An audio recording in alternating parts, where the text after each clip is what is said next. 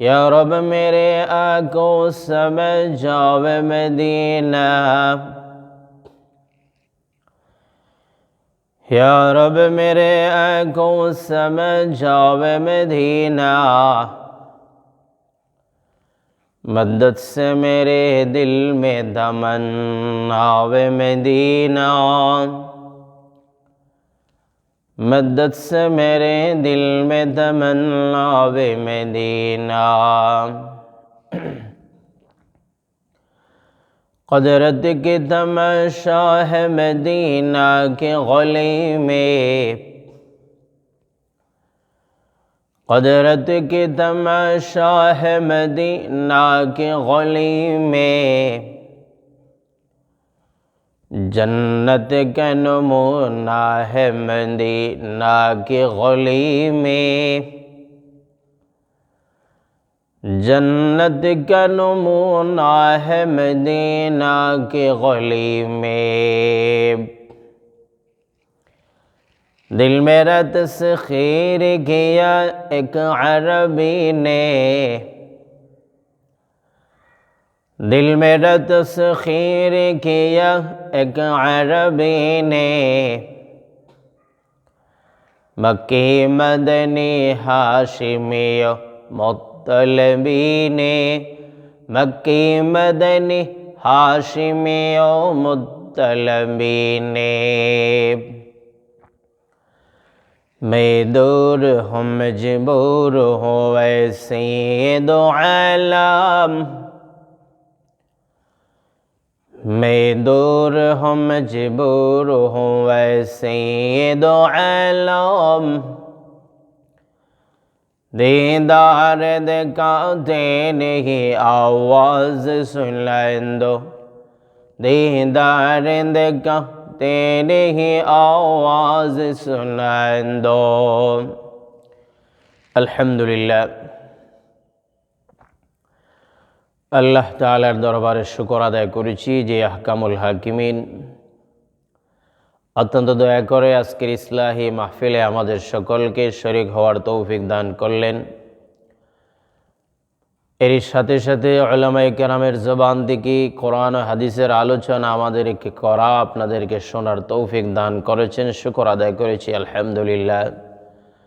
আমি আপনাদের সামনে পবিত্র কোরআন মাজিদের সূরাতুত তাওবার দুটি আয়াত তেলাওয়াত করেছি।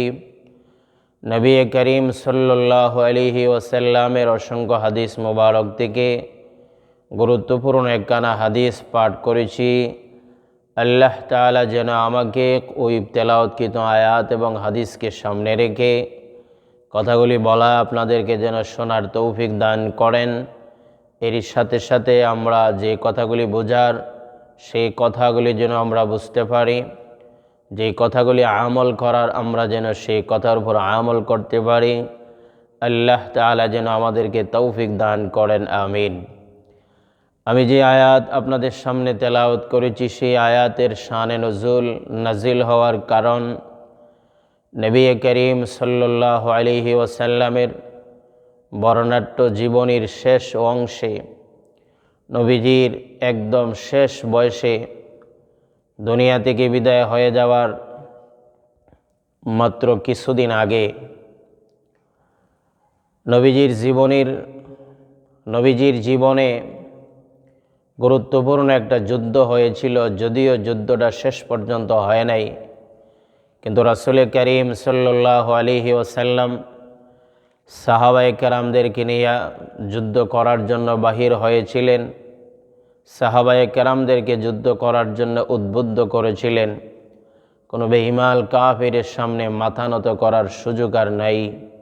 তৎকালীন সুপার পাওয়ার, গোটা দুনিয়ার তৎকালীন দুটি দেশ সুপার পাওয়ার, একটা হলো পারস্য সাম্রাজ্য আর একটা হলো রোম সাম্রাজ্য।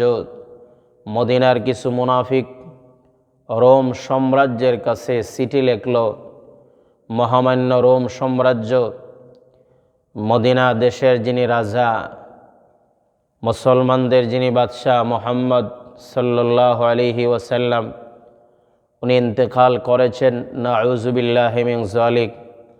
মুসলমানরা এই মুহূর্তে ছত্রভঙ্গ অবস্থায় আছেন।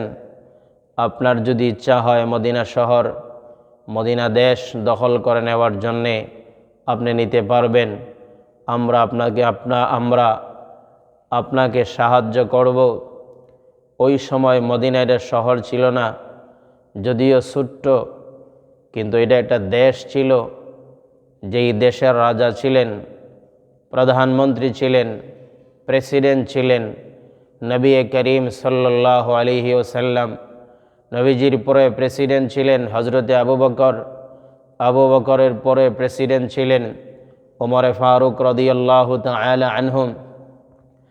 হজরত উমরে ফারুক রাদিয়াল্লাহু তাআলা আনহুর পরে প্রেসিডেন্ট ছিলেন ওসমান ইবনে আফফান জিন্নুরাইন রাদিয়াল্লাহু তাআলা আনহু। হজরত উসমানের পরে যিনি প্রেসিডেন্ট ছিলেন, নবীজির দামান কলেজের টুকরা, হজরত আলী মুর্তজা রাদিয়াল্লাহু তাআলা আনহু।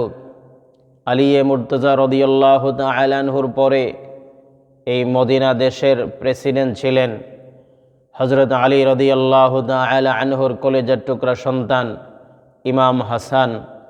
উনি 6 মাস দায়িত্ব পালন করার পরে নিজ ইচ্ছায় পদত্যাগ করে আমিরে মুআবিয়া রাদিয়াল্লাহু তাআলা আনহুর হাতে দেওয়ার পর আমিরে মুআবিয়া রাদিয়াল্লাহু তাআলা আনহু দীর্ঘ 20 বছর এই সাম্রাজ্যের প্রেসিডেন্ট ছিলেন।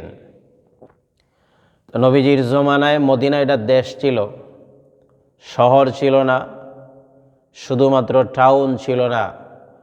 এটাই ছিল মুসলিম দেশ, এটাই ছিল রাজধানী। এখান থেকেই ওই জমানার গোটা মুসলিম জাহান পরিচালনা করা হতো।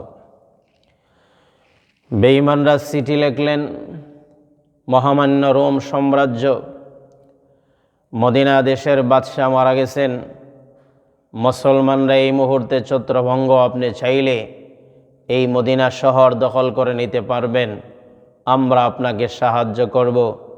এই সিটি পাওয়ার পর তৎকালীন গোটা দুনিয়ার সুপার পাওয়ার দুইটার একটা হলো রোম সাম্রাজ্য। সেই রোম সাম্রাজ্য তড়ি গতিতে 1 লক্ষ সৈন্য জমা করল মদিনা দেশ আক্রমণ করার জন্যে। এদের পিছনে আর 1 লক্ষ সৈন্য, মোট 2 লক্ষ সৈন্য তৈরি করল মদিনা শহর দখল করে নেওয়ার জন্যে। ওই জমানার রোম দেশের কিছু ব্যবসায়ী, তেলের ব্যবসায়ী, জৈতুনের তেল, বাদাম তেল ব্যবসা করার জন্যে রোম দেশ থেকে মানুষগুলি মদিনা দেশে আগমন করেন। মদিনা দেশে আগমন করিয়া মদিনায় বিক্রয় করিয়া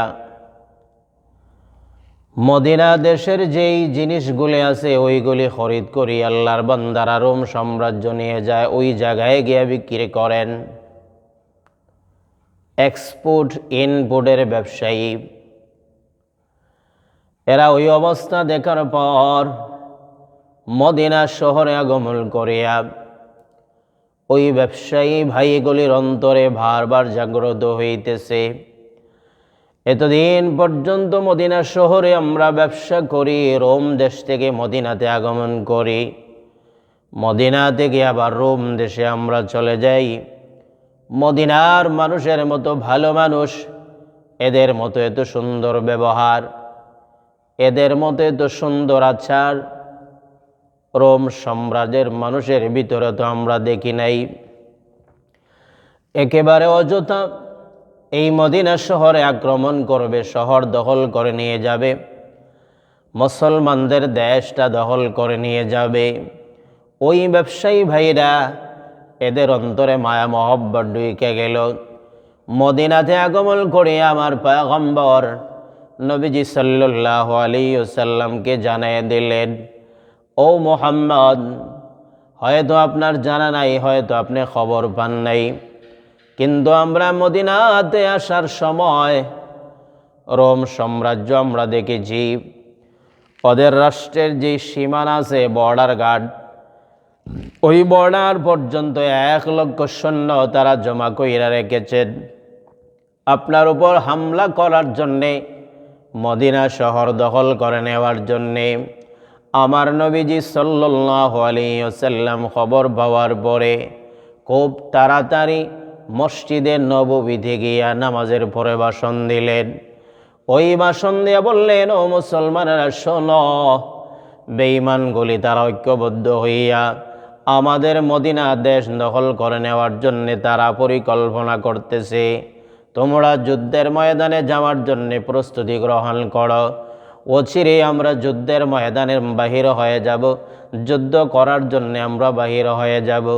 আমাদের দেশ, আমাদের ধর্ম, আমাদের মা বোনদের ইজ্জত আমাদের রক্ষা করতেই হবে। এই জন্যে আমরা মদিনা শহরে বসে থাকব না। সুদূর রোম সাম্রাজ্যের যে বর্ডার আছে, ওই বর্ডারে গিয়ে আমরা প্রতিহত করব। আল্লাহর পয়গম্বর এই কথাগুলি বলার পরে সাহাবায়ে কেরাম রাদিয়াল্লাহু আনহুম আজমাইন নবীজির কথায় উদ্বুদ্ধ হইয়া যুদ্ধের ময়দানে যাওয়ার জন্য প্রস্তুতি গ্রহণ করা শুরু করলেন। আল্লাহর নবী সাহাবীদেরকে বললেন, চলো তাড়াতাড়ি নাম লিপিবদ্ধ করো। আল্লাহর পয়গম্বর কথা বলার সাথে সাথে যুদ্ধের ময়দানে যাওয়ার জন্য নাম লিপিবদ্ধ করা শুরু হয়ে গেল। এত দ্রুত দ্রুত নাম লেখানি শুরু হয়ে গেল। পয়গম্বর লিখতে লিখতে সাহাবীদের মাধ্যমে লেখাইতে একেবারে ক্লান্ত হয়ে গেলেন। লিখতে লিখতে প্রায় 3 দিন হইয়া গেল। ওই 3 দিনের ভিতরে, লাগাতার 3 দিন নয়, হয়তো আজকে 2-2.5 ঘন্টা, কালকে 2-2.5 ঘন্টা, এইভাবে নাম লিপিবদ্ধ করতে করতে 3 দিন হইয়া যায়। 3 দিন পরে লক্ষ্য করে তাকায় দেখলেন, যুদ্ধের ময়দানে যাওয়ার জন্যে স্বইচ্ছায় যেই মানুষগুলি, যে আল্লাহর বান্দা নবীজির সাহাবায়ে কেরাম যারা নাম লিপিবদ্ধ করাইলেন, এদের সংখ্যা 30,000-এর উপরে। আমার পয়গম্বর সাহাবীদেরকে বললেন, আর নাম লেখার প্রয়োজন নাই, যারা যুদ্ধের ময়দানে যাওয়ার জন্য প্রস্তুত আছো চলো। এই অবস্থায় পয়গম্বর বললেন, সাহাবীরা রে, যুদ্ধের ময়দানে যাওয়ার জন্য শুধু মানুষ দিয়েই তো হয় না, অর্থনৈতিক ব্যবস্থার প্রয়োজন হয়, অস্ত্রের প্রয়োজন হয়। বর্তমান যুদ্ধের যে ফান্ড আছে, এই ফান্ড একেবারে খালি। ওই যুদ্ধের ফান্ডে কোনো অস্ত্র নাই, আবার টাকা পয়সা একবারে শূন্যের কোঠায়। নবীজি আবার বললেন, সাহাবীরা রে, আল্লাহর রাস্তায় কিছু দান করো না। ও সাহাবীরা, যার অস্ত্র আছে অস্ত্র দাও, যার টাকা পয়সা আছে একটু দান করার চেষ্টা করো না। নবীজির কথায় নাম লেখানোর পর আল্লাহর রাস্তায় যুদ্ধের ময়দানে দান করার জন্য প্রতিযোগিতা আরম্ভ হয়ে গেল।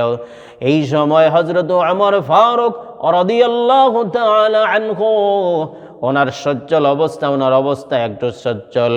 ওনার মনে মনে চলে আসলো, সারা জিন্দেগি চেষ্টা করেছি নেক আমল করার মাধ্যমে আবু বকরের সামনে যাওয়ার জন্যে, আমি কোনোদিন যাইতে পারি নাই।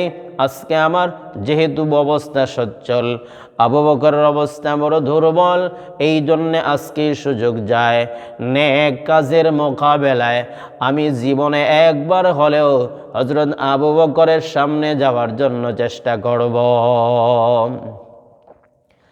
আমার আল্লাহ তাআলা বলেন, ফাস্তাবিকু ইলাল খায়রাত।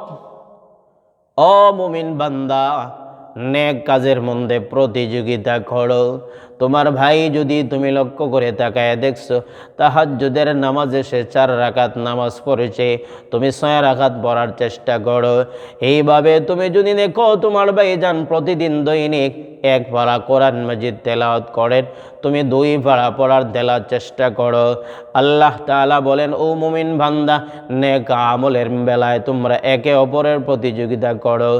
আবু বকর ওমর নবীজির সাহাবী, সাহাবায়ে কেরামের ভিতরে যেই 2 সাহাবীকে শায়খান বলা হয়, ওই 2 সাহাবীকে পয়গম্বর বড় মহব্বত করতেন। একজনের নাম আবু বকর আর একজনের নাম ওমর। সাহাবায়ে কেরামের ভিতরে যেই 2 সাহাবীকে শায়খান বলা হয়, এই 2 সাহাবী সারা জিন্দেগি চেষ্টা করেছেন একে অপরের সামনে যাওয়ার জন্যে। দুনিয়ার কোনো সম্পত্তি নিয়ে নয়, বীর বাহাদুরের মোকাবেলায় নয়, এদের প্রতিযোগিতা হলো আল্লাহ তাআলার রাস্তায় সওয়াবের বেলায়, অর্থাৎ আল্লাহ তাআলার কাছে কে বেশি প্রিয় হইতে পারে, ওই বেলায় 2 সাহাবী সারা জিন্দেগি প্রতিযোগিতা করেছেন। নবীজি দুনিয়া থেকে বিদায় হয়ে যাওয়ার পর আবু বকর সিদ্দিক রাদিয়াল্লাহু তাআলা আনহু মুসলমানদের রাজা হয়ে যাওয়ার পর সেই আবু বকর সিদ্দিক রাদিয়াল্লাহু তাআলা আনহু উনি হলেন মুসলমানদের রাজা বা প্রেসিডেন্ট। হযরত উমর ফারুক রাদিয়াল্লাহু তাআলা আনহু উনি হইলেন প্রধান বিচারপতি। আবু বকর নিজ হাতেই সেই ওমরকে প্রধান বিচারপতি বানাইলেন। একদিনের ঘটনা, হযরত উমর ফারুক রাদিয়াল্লাহু তাআলা আনহু লক্ষ্য করে তাকায় দেখলেন রাজধানীতে সংসদ ভবনের ভিতরে লম্বা একটা লিস্টি আছে। এই লিস্টি হলো অসহায় বিধবা নারী, অসহায় মানুষদের নাম লিপিবদ্ধ করা আছে। আবার এদের সাইডে লেখা আছে কে কোন আল্লাহর বান্দার খেদমত করবেন লেখা আছে। ওমর ফারুক রাদিয়াল্লাহু তাআলা আনহু ওই লিস্টি পাইয়া পুরা লিস্টিটা পড়লেন, লক্ষ্য করে তাকায় দেখলেন এক একজনের জন্য এক একজন আল্লাহর বান্দা নির্ধারিত আছে খেদমত করার জন্য, কিন্তু একজন বিধবা নারী। ওই নারীর শুধুমাত্র নাম লেখা আছে, ঠিকানা অ্যাড্রেসটা লেখা আছে, কিন্তু কে খেদমত করবে ওই নামটা লিপিবদ্ধ করা নয়। ওমর ফারুক রাদিয়াল্লাহু তাআলা আনহু এটা পাওয়ার পরে অত্যন্ত খুশি হইয়া মনে মনে সিদ্ধান্ত করলেন এই মহিলার খেদমতকারীর যেহেতু নাম লিপিবদ্ধ করা নাই, আবার মহিলা যেহেতু বিধবা, এই জন্যে ওই মায়ের খেদমত আমি করব। আবু বকর সিদ্দিক রাদিয়াল্লাহু আনহু ওনার কাছে ওনার অফিসিয়াল লিস্টিটা, কিন্তু নাম লেখা নাই কে জানি খেদমত করবেন। এই জন্যে মুসলমান ভাইয়েরা ফজরের নামাজ পড়িয়া অ্যাড্রেস অনুযায়ী হযরত উমর ফারুক রাদিয়াল্লাহু আনহু রওনা হয়ে গেলেন। ওই মহিলার বাড়িতে গিয়া মহিলার দরজার সামনে গিয়ে আওয়াজ করলেন, মা গো একটু দরজা খোলো, তোমার খেদমত করার জন্য আল্লাহর বান্দা হাজির। কে প্রয়োজন লাগে বলো, আমি খেদমত করতে রাজি আছি। পানির প্রয়োজন যদি হয় কলসি বাহির কইরা দাও, আমি আপনাকে পানির ব্যবস্থা কইরা দিব। লাকড়ির যদি প্রয়োজন হয় তাহলে বলো, পাহাড় থেকে লাকড়ি নিয়ে আসবো আপনার জন্য গমা। বাজারের যদি প্রয়োজন হয় তাহলে আমার হাতে ব্যাগটা দাও, টাকা দাও, আমি আপনাকে বাজার কইরা দিব। মহিলা সালামের জবাব দিয়া বললেন, ও আল্লাহর বান্দা, কে আপনি, কি আপনার পরিচয়? আপনার গলা আমি কোনোদিন শুনি নাই, তবে যিনি খেদমত করনে ওয়ালা ওই আল্লাহর বান্দা আপনার আগে আইসা এই খেদমত করিয়া বিদায় হইয়া গেছে। ওমর ফারুক রাদিয়াল্লাহু তাআলা আনহু মনে মনে ভাবলেন, আমার আগে ফজরের নামাজ পড়ে আমি তো সকলের আগে আসলাম, আমার আগে আবার কে আসলো এই বিধবা মহিলার খেদমত করার জন্যে? এই জন্যে আবু বকর ওমর রাদিয়াল্লাহু তাআলা আনহু মনে মনে ভাবলেন, না ওনার খেদমত করার যদি প্রয়োজন হয় এইভাবে ফজরের নামাজ পড়ে আসলে হবে না। ওনার খেদমত যদি করতে হয় আগামী কালকে ফজরের নামাজের আগে আমাকে আগমন করতে হবে। যেমন ভাবনা তেমন কাজ। ওমর ফারুক রাদিয়াল্লাহু তাআলা আনহু এর পরের দিন ফজরের নামাজের আগে ওই মহিলার বাড়ির পাশে আসিয়া সালাম দিয়া বললেন, আসসালামু আলাইকুম ওয়া রাহমাতুল্লাহ। ও আল্লাহর বান্দি, দরজা খোলো, আপনার খেদমত করার জন্য আমি হাজির। কি প্রয়োজন আছে বলো, পানির প্রয়োজন বলো, ব্যবস্থা করিয়া দিব। লাকড়ির যদি প্রয়োজন হয় বলো, ব্যবস্থা করিয়া দিব। বাজার করার যদি প্রয়োজন হয় বলো, আমি আপনাকে ব্যবস্থা করে দিব। রান্না বাড়ার যদি প্রয়োজন হয় গো, কোন দিকে আছে শুধু আমাকে বলে দাও, আমি ব্যবস্থা করে দিব। এই কথা বলার পরপরই বিধবা মহিলা জবাব দিলেন, ও আল্লাহর বান্দা, কে আপনার পরিচয় আপনাকে চিনি না, কিন্তু আপনার আগে কে জানি খেদমত করিয়া বিদায় হইয়া গেছেন। ওমর রাদিয়াল্লাহু তাআলা আনহু আশ্চর্য হয়ে গেলেন, ফজরের আগে আসলাম, এর আগেও কে জানি আসিয়া খেদমত করিয়া বিদায় হয়ে গেল। ওমর ফারুক মনে মনে ভাবলেন, না এই আল্লাহর বান্দাকে মাকে জিজ্ঞাসা করলেন, ওগো মা, যিনি আপনার খেদমত করেছেন ওনার নাম কি আপনি জানেননি? ওই মহিলা বললেন, জানি না। ওমর ফারুক রাদিয়াল্লাহু তাআলা আনহু বললেন, ওই আল্লাহর বান্দার চেহারা কেমন আপনি দেখছেন? বিধবা মহিলা বললেন, শোনো, ওনার নাম জিজ্ঞাসা করার প্রয়োজন হয় নাই, চেহারা কোনোদিন দেখারও প্রয়োজন হয় নাই। আল্লাহর বান্দা দরজার সামনে আগমন করিয়া সালাম দিয়া বললেন, মা গো, আপনি আলাদা রুমে চইলা যান, আপনার যা খেদমতের প্রয়োজন আছে ওই খেদমত আমি করতেছি। আমি আলাদা রুমে চলে যাওয়ার পরে আল্লাহর বান্দা আমার খেদমত করিয়া, খেদমত বলতে আমার পানি লাগে, কলসির মধ্যে পানি দিয়া, ঘর ঝাড়ু দেওয়ার প্রয়োজন হয় আমার ঘর ঝাড়ু দিয়া, বাজার করার প্রয়োজন হয় বাজারের ব্যবস্থা করিয়া আল্লাহর বান্দা আমার বাহিরে যত খেদমত আছে সকল খেদমতগুলি করি আল্লাহর বান্দা বিদায় হয়ে যায়। কাজকর্ম শেষ হয়ে যাওয়ার পরে সে আমাকে ডাক দেয়া বলেন, মাগো, খেদমত যেহেতু শেষ হয়ে গেছে, আল্লাহর হাওলা আমি বিদায় হয়ে গেলাম। এই কথা বলি আসসালামু আলাইকুম ওয়া রাহমাতুল্লাহ বলিয়া আল্লাহর বান্দা বিদায় হইয়া যায়। আমি কোনোদিন তার পরিচয় জানিও না, কোনোদিন তার পরিচয় আমি জিজ্ঞাসা করি না। ওমরে ফারুক রাদিয়াল্লাহু তাআলা আনহু বলেন, না, আগামীকালকে আল্লাহর বান্দির খেদমত করার জন্য আসব না, বরঞ্চ এর আগে কে খেদমত করার জন্য আসে তার পরিচয় জানতে হবে। এবার ওমরে ফারুক রাদিয়াল্লাহু তাআলা আনহু ইয়াশার নামাজ আদায় করিয়া বাড়িতে গেলেন না। আল্লাহর বান্দা বাড়িতে না গিয়া পাহাড়ের জুফরির ভিতরে গোপনে বৈশা রইলেন, কে জানি আগমন করে। লক্ষ্য করে তাকায় দেখলেন